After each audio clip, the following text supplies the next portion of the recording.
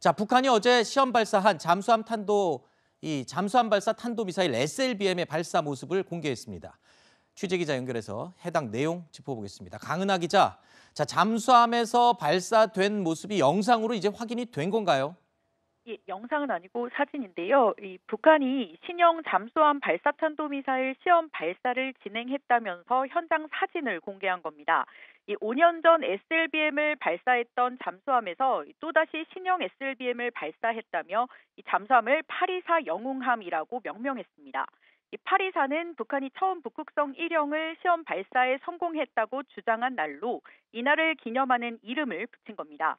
우리 정부가 지난달 자체 개발한 SLBM 잠수함 시험 발사에서 세계 7번째로 성공했다며 북한을 SLBM 보유국으로 인정하지 않았는데 이를 의식한 것으로 분석됩니다. 북한이 이번에 쏜 신형 SLBM은 지난 11일 국방발전 전람회에서 공개했던 소형 SLBM으로 관측이 됐습니다.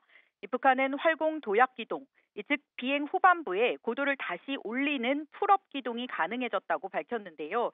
북한판 이스칸데르 탄도미사일을 해상 발사용으로 개량한 것으로 요격을 회피하는 성능도 갖춘 것으로 추정이 됩니다. 김정은 국무위원장은 이번 시험 발사에 참관하지 않았는데 5년 전 직접 참관하며 성공을 자축했던 것과는 대조적입니다. 특히 최근 열차 발사 탄도미사일, 극초음속 미사일 등 이 시험 발사를 모두 참관했던 박정천 당비서도 참석하지 않았는데 이 도발 수위 조절을 한 것으로 해석됩니다.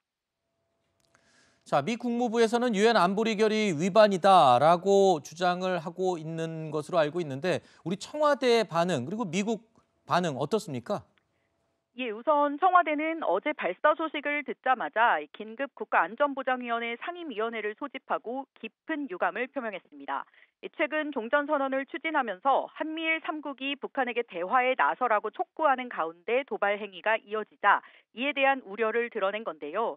다만 지난달 썼던 도발과 같은 이 북한을 자극할 표현은 쓰지 않았습니다. 미 국무부도 북한의 이번 SLBM 발사를 규탄하면서 유엔 안전보장이사회 결의를 위반한 것이라고 밝혔습니다. 다만 추가 도발을 자제하고 지속적이고 실질적인 대화에 나설 것을 촉구한다며 이 대화와 외교를 통한 북한 문제 해결이란 큰 틀은 변화가 없다는 점을 명확히 했습니다.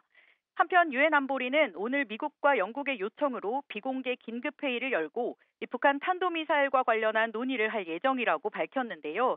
유엔이 북한 미사일 발사 때문에 회의를 소집한 건 지난 1일에 이어서 이달에만 벌써 두 번째로 미국이 그만큼 북한의 미사일 도발을 심각하게 인식하고 있다는 해석이 나옵니다.